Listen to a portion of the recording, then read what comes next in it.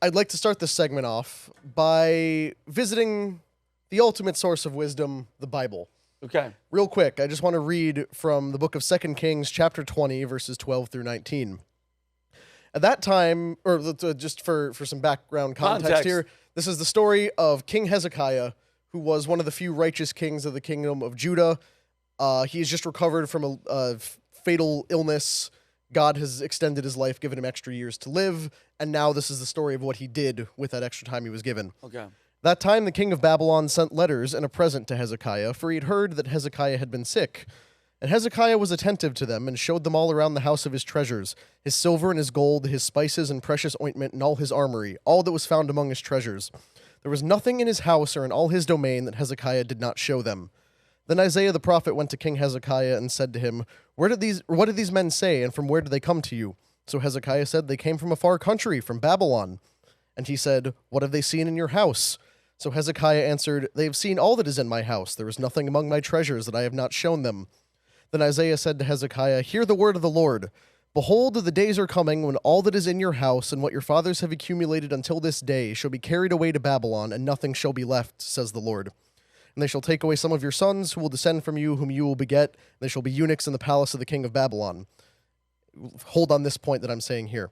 So Hezekiah said to Isaiah, the word of the Lord which you have spoken is good, for he said, will there not be peace and trust, at least in my days? What follows after this is that Hezekiah, who had a righteous time as king, dies, and his 12-year-old son takes over. And his kingdom is then subjected to 55 years of the most wicked debauchery they have ever experienced. Well, 12-year-old's in charge. Yeah. 55 years of child sacrifice, witchcraft, bankruptcy, warfare. It is horrific. And then shortly after that, the kingdom falls and is taken by Babylon. This verse, I believe, is one of the most overlooked examples of the failure of generational thinking that we have recorded here. Can I pause you for 1 second, Connor? What was that part about the eunuchs? Oh, but basically, like the Babylonians will come out and you show them all the stuff that you have in your house. They'll take all your stuff. They'll take your sons. They'll make them eunuchs, which is chop off their junk. Sometimes castrated, sometimes just a word for servant. Okay. But basically, like your people will be enslaved and everything you have will be taken. This is what happens when someone who is gifted a time of ease and virtue and prosperity fails to prepare the next generation and rather chooses to squander everything they've been given. Hezekiah had all this wealth, and rather than preserving it and raising up his son to do likewise, he decided, no, I'm going to show this off. I'm proud of what I myself have accomplished. And sure enough, they lost it. Which leads us to the baby boomers, who I believe are the modern-day Hezekiah in United States culture. How old are boomers? They are currently, I believe, 68 to 74 or something. Okay. They're in and their late children are 60s. eunuchs, baby. Yes. Yeah. might as well be at this point. What leads me to this poll that just came out a couple days ago, which shows that millionaire boomers are less willing to pass on wealth than Generation X and Millennials. We have this from Charles Schwab, the investment group. Yes. Millionaire Gen Xers and Millennials are more than twice as likely to prioritize sharing their wealth with the next generation as baby boomers, a new survey has found, with less than a third of boomers born between 1946 and 1964 planning to leave an inheritance behind after they die. This survey looked at 1,000 Americans of the three different generations with at least $1 million in the bank. And it surveyed them on what they plan to do with their money, where they plan to allocate it, and what they want to do with it after they die. And this is what Charles Schwab found. A generational shift is emerging among wealthy Americans planning to pass their wealth, according to Schwab's new survey of more than 1,000 high net worth Americans. Younger wealthy Americans are breaking from tradition by opting to transfer their wealth during their lives rather than waiting till after death. They're also planning a more prescriptive approach for how their wealth is used. So if we can go to this chart real quick, shows what different generations are planning on doing. Look at that top chart. People who plan to preserve their money for the next generation after they die. 39% of all wealthy Americans. Smart. 32% of millennials, 45% of Gen X, 34% of boomers. That next line there, I want the next generation to enjoy my money while I'm still alive. This is where the big difference comes in. Because millennials and Gen X are actually distributing their money to their beneficiaries while they're alive. Oh, wow. Rather than leaving things behind as an inheritance, there's a growing trend of people realizing, hey, like my kids will not need my money.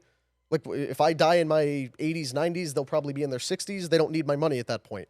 So I'm going to use my money to help them when they're in their 30s, 40s. Smart. I mean, it's I just want better to way visit, to use it. on the one hand, it's also a way of, I would presume, of not circumventing death taxes, but I don't know if there's a tax reason for which it would be beneficial. But at the very least, if you have enough of it, you do want to see the people you're giving it to enjoy it in real time. Hell yeah, What 'cause good is it? Oh, when I die, they'll enjoy it, and I'll hopefully hope. no, that because they I want to have be it. involved with it, kind of. Like, I want to see you guys having fun with my money.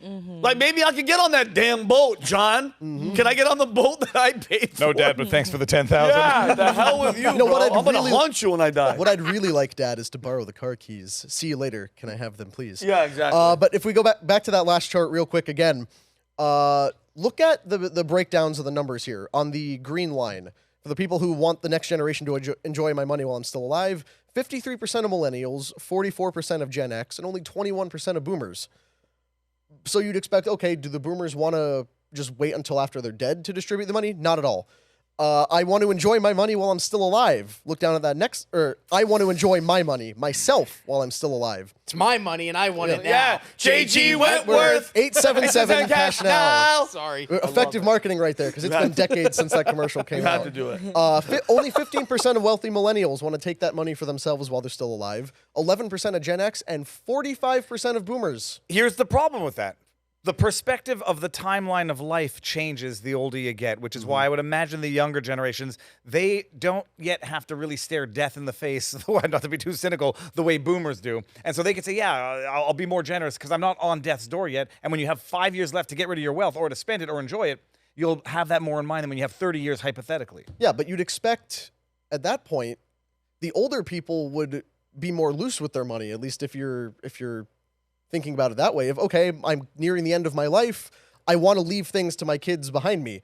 But the boomer generation specifically is uniquely insisting on burning through all of their money before they die and leaving nothing to anybody.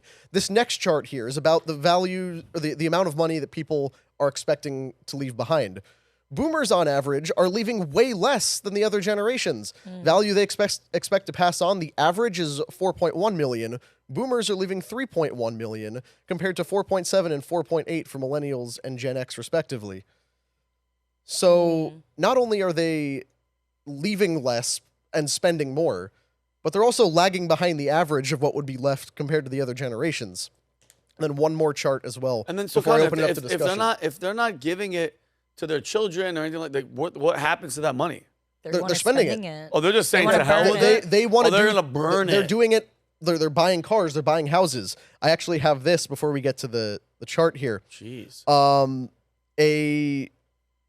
Experts have long predicted a generational wealth transfer of $84 to $90 trillion when it switches from boomers to the next generations. But boomers may actually prevent this from happening in an unprecedented act of societal suicide. One last middle finger to their kids from beyond the grave. A Northwestern Mutual survey of more than 4,500 U.S. adults conducted earlier this year found that while 32% of millennials and 38% of Gen Zers expect an inheritance, only 22% of Gen Xers and boomers are planning on giving one. So people are expecting to receive inheritance that will never come. There is no money being left. Look at this last chart here about the increase of stipulations that people are leaving behind on the money to be used. Wealthy millennials have 97% of them have some kind of stipulation about how their beneficiaries will use their money. Gen X is 94%, boomers 34%. So the few who are leaving something behind are just whatever, take it. Whereas the rest of the generations are like, no, I want my beneficiaries to need some kind of employment, hit life milestones. They're much more structured with it. So the boomers are like, well, I'll just burn through whatever money I got, and anything left over, those idiot kids I never wanted to take care of in the first place can squabble over it, I guess. I can imagine all these reverse mortgage companies right now are looking at Connor and saying, Connor, shut the Connor, hell up. shut Let him the reverse hell- mortgage and But- spend the money. So Connor, they're spending all the money, and I mean, if it's in assets, who gets the assets when they're dead? Does that transfer to the kids? They've spent it all. Reverse mortgages is where the bank takes your house at the end of it. Yeah, like basically they give you the money up front and you spend it and you go on cruises and you buy fancy cars that are worth nothing by the time you time to sell them after you die. Think about the scenario in which the baby boomer generation got the best economy the United States has ever had. They bought houses for a song. and that are now worth several $1 million each. You'd expect logical people, as most history has been this way, of land and property and assets are generational things. We have built the family home. The family home should now stay in the family through generations. But boomers see the dollar signs of, oh, look, the house that I bought for $150,000 in the mid-70s is now worth almost $6 million. I'm going to sell it and spend that $6 million on cruises until I die, and then my kids get nothing. My parents did that. They sold, my brothers and I wanted to purchase their home from them. They bought a home that was on a barrier island outside of Atlantic City. Atlantic City has not had the best of times, so they got it at a great rate in the early 2000s. Like I was in 7th grade. I think they got the house for like 150 to 200,000. The house was worth 8 to 900,000 by the time they sold it, because they sold it post-COVID, but everybody had bought homes at the shore during that time. People from New York, people from Philadelphia. So my parents put the home up for sale, and we said, hey, we would rather purchase the home from you guys, and we'll keep it in the family, run it as an Airbnb, and then we can come and visit and go to it. My parents chose to sell the home instead because they wanted to take the cash now, purchase a home in Florida, get an RV, and go travel. So instead of not even leaving it to us, but selling it to us instead of somebody else, my parents chose the latter. Hey, we can get more money by putting it on the open market. We're going to go. Well, why sell it to a young couple with their first kid on the way when you could sell it to BlackRock for 60% more and have it turned into low-income migrant tenements? So my parents sold the house, and they sold it to a guy from Philadelphia who told my parents at the time that they were going to raise their family in the home the same way that my parents had raised our family. So my mom and dad are gullible, and they were like, oh, that's wonderful. Okay, we're going to choose these guys instead of giving it to our sons. And then the person turned around and used the home as an Airbnb the same way that we wanted to do it. So it's the same Rob, it sounds like you have a bit of resentment to your parents. For I just don't understand. We're going to get a fair offer from us, but it's the same. It's going back to what you're talking about. They want that cash right now. Yeah. But also that it's, I feel like this is also a cultural thing that has been propagated by a lot of really wealthy, successful boomers who have this whole thing where they don't want to give their children and their descendants this sense of entitlement, and they want them to be their own man and to, you know, come up in the world by themselves and see their own success. And just like a couple of examples of this, Warren Buffett, his pledge to give away 99% of his wealth to charity, philanthropy. Bill Gates, Elton John, Sting, Mark Zuckerberg, Ashton Kutcher. These are all people who say that nothing or next to nothing is going to be going to their kids in the next generation. So it might be a little bit of a cultural kind of conditioning. It definitely is, because somehow we have arguably one of the least self-built generations in human history, insisting that everyone who comes after them must come up the hard way like they did, as if they had it difficult. And I'm not trying to sit here as, you know, the guy born in the 90s and complain about, oh, you know, they all had it so easy, they don't know what it's like. No, people have dealt with hardships all throughout history. Every generation has its own unique challenges, and this doesn't discredit any of the things that the boomer generation actually accomplished. But to say, no, they need to come up the hard way like we did, completely reverses what every other generation has understood, which is your purpose is to make the world better for those who come after you. It's a great expression. You've heard short sleeves to short sleeves in 3 generations. It's rice paddy to rice paddy in 3 generations in Japan, I think. And the Scottish, I have the best one. The father buys, the son builds, the grandchild sells, and his son begs. China has one. It's called wealth never survives 3 generations. There is, I'll steel man the argument of the boomer not giving a sense of entitlement to their kids, but making their lives too easy by just giving them money that they're not going to appreciate because they didn't work for it either. But there's obviously a fine line between doing the Buffett thing and giving the money to everybody else except for your family versus spoiling your family so that they end up, you know, getting hooked on drugs or whatever. And I've known a fair bit of people who the inheritance turned into the curse, and not the blessing. Well, that's where the stipulations come in, because they're insisting that people come up the hard way like they did, and yet when they die, those that are leaving money have the fewest stipulations for what must be done in order to earn that inheritance. So it's like, well, if we can't screw you while we're alive, do whatever you want. It reminds me. Yeah, sorry, sorry, it reminds me of that saying. What is it like? Easy times create weak men. Weak men create hard times. Hard times create strong men. And strong men create easy times. And It's then it's exactly just a vicious what. cycle. Yes, and it's just different cultures that have different ways of saying that. Yeah. But that same pattern not only occurs right now in history, but throughout history. Go watch our episode that Pat did with Neil Howe on the fourth turning. Also, there's an episode that'll be coming out in early January. We shot it yesterday with Tony Robbins, where we literally have that conversation about the fourth turning, where we are in the weak men Weak men hard create times. hard times, but we're towards the tail end of that, where then it becomes a resurgence in American. Soft ass men. We'll get to the soft ass men creating hard times when. Well, this crossover is one thing I'd like to highlight here. If we go to this next chart here, in the first quarter of 2024, 51.8% of the total wealth in the United States was owned by members of the baby boomer generation.